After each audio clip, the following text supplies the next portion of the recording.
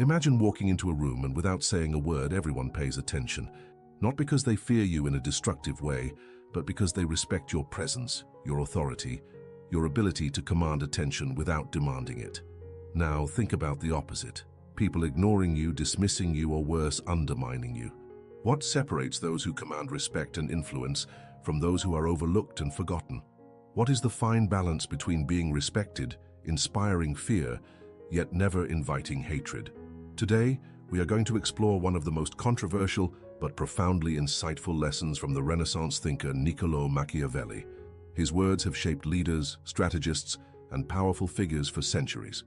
And by the end of this video, you will have a new perspective on power, influence, and human nature, one that can redefine the way you navigate the world. But stay until the very end, because the final insight we will discuss is the most crucial of all. It holds the key to mastering this delicate balance in real life. Throughout history, those who have risen to power have done so not merely by being liked, but by commanding respect. Some have done it through sheer dominance, others through wisdom, and some through a strategic mix of both. But there is a line. Crossing it can lead to downfall. Invite too much fear, and you risk hatred and rebellion. Be too gentle, and you risk being taken advantage of. Machiavelli understood this delicate equilibrium better than most, and his teachings still apply today, whether in leadership, business, or personal relationships. So let's begin by uncovering the foundation of this philosophy. What does it really mean to gain respect? How does one inspire fear without causing resentment? And why is it so important to avoid being hated at all costs? First, let's define what respect truly is. It is not simply about being liked or admired. Many people are liked but have no real influence. Respect is different. It is the acknowledgement of your strength, your capability, and your authority. It comes from consistency, discipline, and an unshakable sense of self-worth. You do not demand respect. You command it through your actions, through the way you carry yourself, and through the standards you uphold. Respect is earned in the way you handle adversity. When people see that you do not break under pressure, that you do not compromise your values for convenience, they begin to see you as someone worth following. This is why great leaders are often respected even by their enemies, because they stand firm, they do not waver, and they do not betray their own principles. But respect alone is not enough. Machiavelli warns us that there is an element of fear that must be present in leadership and influence. Now let's clarify this. When we talk about inspiring fear, we are not talking about cruelty or intimidation. The kind of fear that Machiavelli speaks of is strategic.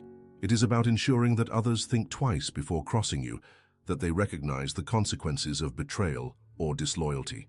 Think about the greatest leaders in history. They were not loved by everyone, but they were respected and to some degree feared. Their presence alone was enough to make people tread carefully around them, not out of terror, but out of recognition that they could not be easily manipulated or taken for granted. But here is where many people fail. They believe that instilling fear means being ruthless, aggressive, or oppressive. This is where the real danger lies. Because while fear can ensure compliance, if it is not balanced with wisdom and fairness, it quickly turns into resentment, and resentment leads to hatred. Machiavelli's warning is clear. Never invite hatred. A leader who is feared but fair can maintain control, but a leader who is hated will inevitably face rebellion, sabotage, or downfall.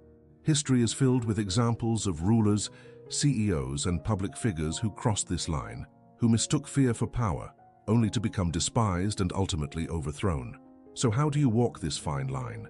How do you command respect, instill the right kind of fear, yet never become the object of hatred? That is what we will uncover next. Stay with me, because what comes next will redefine the way you think about power, influence, and the way you carry yourself in the world. Now that we understand the foundation, why respect matters, why fear must be present, and why hatred is dangerous, it is time to go deeper.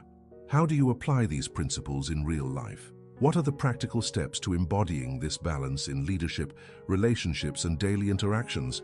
The first key to gaining respect without inviting hatred is mastering emotional control. If people see that you are easily provoked, reactive, or overly emotional in your decisions, they will sense weakness. A respected leader is one who remains composed under pressure, who does not allow emotions to dictate their actions. This does not mean suppressing emotions, but rather channeling them strategically. Consider historical figures like Marcus Aurelius, the Roman emperor known for his stoic wisdom. He understood that a leader must not act on impulse, but on principle. If you react aggressively to criticism, you reveal insecurity. If you lash out in frustration, you show a lack of discipline. But if you remain calm, measured, and firm, people will begin to respect your ability to maintain control, even in chaos. This leads to the second principle, the power of selective silence. There is a reason why the most influential people are often the ones who speak the least. Words are powerful, and those who use them sparingly project an air of authority. When you speak only when necessary, people listen. If you always voice your thoughts without strategy, you lose your mystery, your leverage. Machiavelli himself understood this well. He observed that rulers who spoke too freely often gave away their vulnerabilities. He wrote that a prudent ruler should never reveal his intentions. In modern life, this means not oversharing, not reacting to every challenge, and not explaining yourself unnecessarily. Silence, when used correctly, forces others to respect your presence. Now let's address the concept of fear, not the irrational kind, but the calculated kind. The fear that Machiavelli refers to is about setting clear boundaries. A person who is respected is also someone who does not tolerate disrespect. This means having the courage to enforce consequences when necessary. Think of the most powerful individuals in any field, whether in business, politics, or even social circles. They are not the ones who try to please everyone. They are the ones who make it clear through their actions that betrayal and disrespect have consequences. This does not mean seeking revenge or being needlessly harsh. It means not allowing others to exploit your kindness. This leads us to a crucial lesson. Being too kind can be a weakness if it is not paired with strength.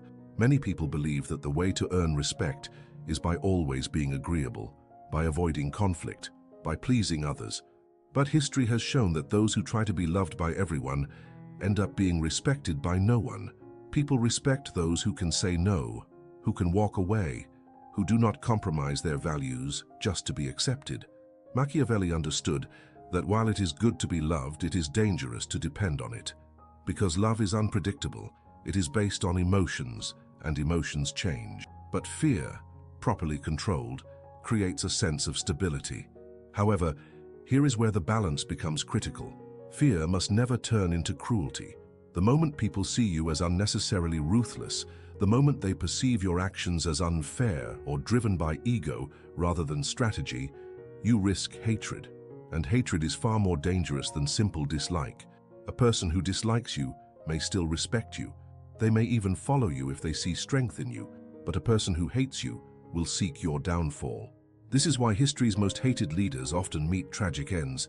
The key is to be firm but just, to be strong but never petty, to be feared but never despised. So how do you ensure that you do not cross this line? The answer lies in perception. Your actions must always be seen as necessary rather than personal. A leader who punishes out of emotion is seen as cruel. A leader who enforces discipline out of necessity is seen as strong. This is why public figures, CEOs and leaders of all kinds, carefully manage their image. They do not allow themselves to appear weak, but they also do not allow themselves to be perceived as heartless. Every action must have a purpose. Every decision must be calculated. At this point, you might be asking, how do I apply this to my own life? You might not be a ruler or a CEO, but these principles apply in every aspect of power dynamics, whether in business, social settings, or even personal relationships. The way you carry yourself, the way you respond to disrespect, and the way you set your boundaries all contribute to the respect you command. But what happens when you are already in a position where people do not respect you? Can respect be regained? And if you have already inspired hatred in others, is there a way to turn it around? These are critical questions. And in the next section, we will explore exactly how to rebuild lost respect, correct past mistakes, and ensure that you never again fall into the trap of being overlooked, underestimated, or resented. If you have ever felt disrespected, overlooked, or even despised, you are not alone. Many people struggle to find their place in a world that often rewards confidence and power over kindness and sincerity. But the truth is, respect can be regained, power can be rebuilt, and the way you are perceived can be transformed if you understand how human nature works and apply the right strategies. One of the most important steps in regaining respect is correcting the behaviors that led to its loss in the first place. If you find that people take you lightly, it is often because you have unknowingly taught them that it is acceptable to do so. Perhaps you have been too forgiving of disrespect, too willing to accommodate others at your own expense, or too hesitant to assert yourself. This needs to change. Machiavelli warns that once a ruler, or any individual, loses authority, it is difficult to regain it without a decisive shift in behavior. If you have allowed disrespect to go unchallenged in the past, now is the time to enforce boundaries. This does not mean acting aggressively or seeking revenge. It means demonstrating through action that you will no longer tolerate being undervalued. Consider historical leaders who have faced moments of weakness but managed to restore their power. They did not do so by begging for approval or trying to please everyone. They did so by redefining their presence, by becoming more disciplined, more strategic, and more selective about who they allowed into their inner circle. One of the most powerful ways to regain respect is through scarcity. When something is too available, it is taken for granted. This applies to relationships, leadership, and influence.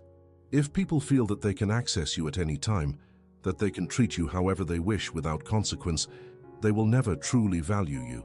But the moment you become less available, the moment you remove yourself from situations where you are not respected, people begin to notice. This is why powerful individuals are rarely desperate for attention. They do not chase approval. They allow their presence or absence to speak for them.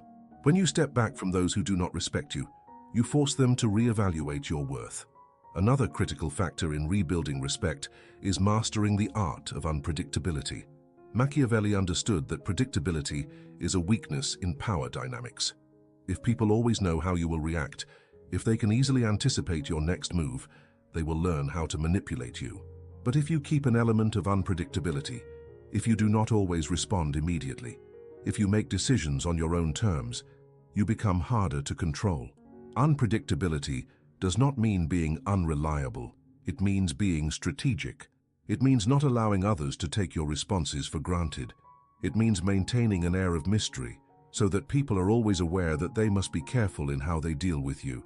But what if you have already inspired hatred in others? Is there a way to turn it around? The answer depends on the nature of the hatred. If the resentment comes from your strength, from the fact that you are unwilling to be controlled, then it is often best to let it be. Some people will always hate what they cannot dominate, and trying to win them over will only weaken your position. However, if the hatred you face is a result of past mistakes, if you have been unnecessarily harsh, unfair, or reckless in your actions, then correcting course is essential.